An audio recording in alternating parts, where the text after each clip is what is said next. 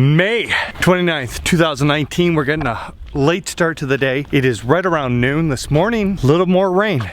Not that we needed it here in Ontario because it seems to rain every day, but we got a little more. A little late to the party, but today we're headed back to Trenton and we're gonna try to search down some of them pesky little silver bass. This Sunday, I'm going to fish an event around silver bass fishing.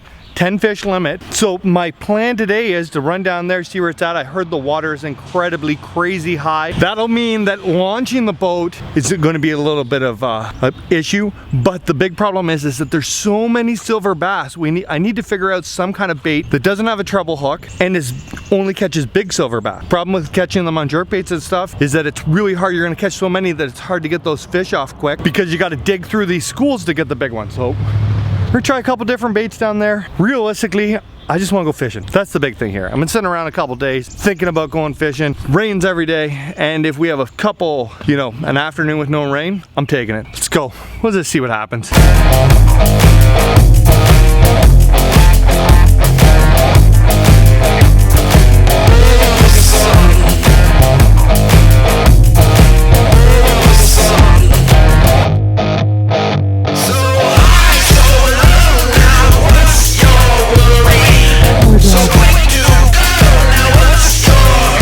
Quick stop at the local Canadian Tire. Gassed up while I was here. Ran in, got a couple baits that I want to try today. Tiny swim bait. The silver bass should crush those. But the thing I really was looking for was this ultra tiny spinner bait, 3/8 ounce. It's going to cover a ton of water, and I can, hopefully they hit it, find a school, and you can really go to them really quick. So we're on the road to Trenton. This is really an experiment. I don't know a ton about silver bass fishing other than today's vlog. I've only ever been fishing for them once, and that was last year, and we got them pretty good. Maybe we can get them on this kind of stuff, or maybe we got to use those ultralight rods, but we're on the road. We're going to find out if we get on the water and catch some fish. This is perfect. It'll be a beauty day. So let's keep going. I know you've been down thinking about him again. I know that your heart's been broken. You should try and let it go and start being yourself. You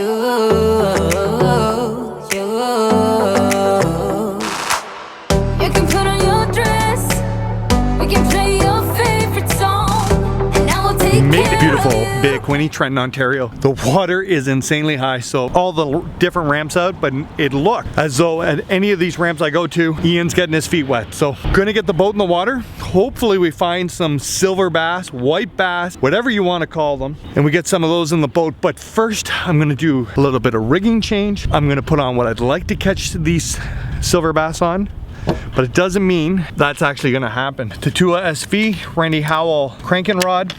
I bought these buggers at the Bassmaster Classic in Tennessee. They're kind of like a beetle spin. Everybody knows what a beetle spin is for walleye, but with the swim bait. And if I can get it out of the pack, I'm gonna tie it on my line. This is what I'm gonna start out using. It's basically just a beetle spin with a small swim bait. I'm hoping they're gonna take that. That's right there, I just tied a bad knot. That's a good one. And on my spinning rod, one of my spinning rod, take off the big grub, go to a 1/8 ounce head, and hopefully when we find some schools of fish, we're gonna use one of these small swim baits.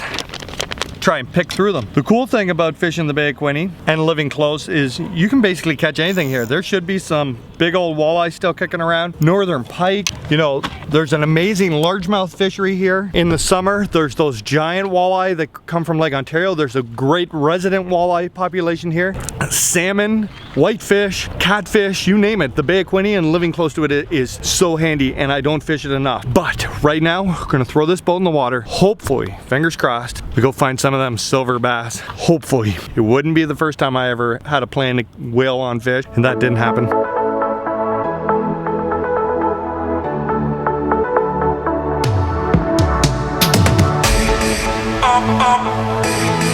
Always alone.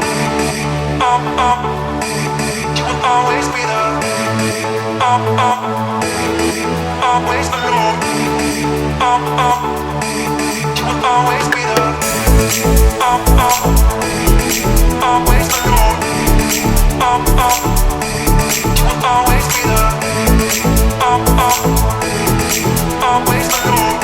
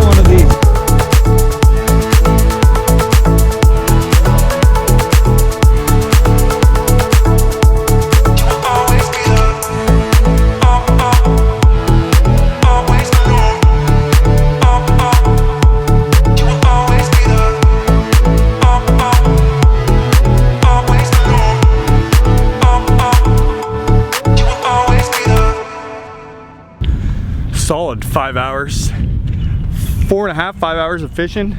It was really tough to find fish, but when I did, it was absolute hammer downtime. Out of that whole 4.5, 5 hours that I fished, it was really only smash fish for 15, 20 minutes, and then it pretty much dried up.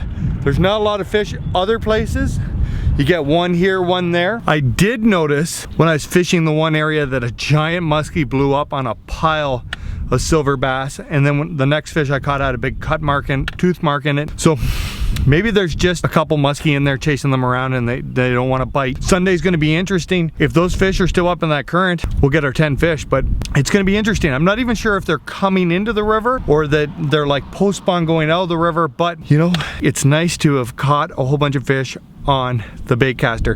Tatua SV is the smoothest bait casting reel I've ever used. Cast a mile. This is a great time. Silver bass is a great time to buy a bait caster for the first time and use it out here. I was using 1/4 ounce swim bait, drilling fish on it. So it's really nice to get the bait caster out, throw a swim bait around, catch some fish on it. But if you want to learn how to use the bait caster, now is the time. Come on down here, Trenton, get a bait caster, start firing some baits around, and it'll get you prepared for the bass season. It's ultra fun. There's nothing better in the whole world than drilling fish on your bait casting reel. That was one of them right to the point fishing days. Silver bass, white bass, whatever you want to call them, are an absolute ton of fun to catch. That was a bit of a mystery. Last year, this time, there was a lot more fish. Again, I don't know very much about silver bass, so I don't know if they're coming or going or what the deal is. Sunday, Quinte Bassmaster tournament, 10 fish limit. I'm sure that I can pull together 10 with my partner. Be a great day on the water. If you're thinking about going down, cast swim baits, anything. They seem to really be looking for anything that looks possibly like a minnow. That's my big tip. Other exciting news. June 13th, East Hill Outdoors, they're having a very special Daiwa appreciation night. There will be a casting contest where you can win up to 40% off Daiwa products in store. There's going to be spooling. There's going to be Daiwa team members like myself, Sean, and Mark, and a bunch of other guys. Come down to East Hill, 5 to 9, June 13th. Ask questions. My boat will be there. You can check that out. It's going to be a great night. So make sure you come to that. Keep following along. If you want to do us a huge favor, a lot of people have been asking lately, how can we help Fear Fishing grow? Hit that like button. Hit that share button, subscribe, leave a comment, and follow on Fear Fishing Instagram at fear_fishing. That's how you can help. Leave a comment, leave a like. That would be huge, and I appreciate it very much. Saturday, I believe, is muskie opener. I can't believe we're getting that quick. The bass season is so close. Sunday is the tournament. Lots of stuff going on. There's going to be some exciting news for me to share to you guys, hopefully next week. We'll see how that goes. But guys, thank you so much for following along. Hopefully this edits into a short vlog. I know the last couple got a little long on me. As always, let me know in the comments what you want to see more of. As soon as we get the new graphs that I'm going to use for bass season on the boat, I will go over about using your graphs in the tips, tricks, and other thoughts. Stay tuned. Lots more to come. We'll see you soon.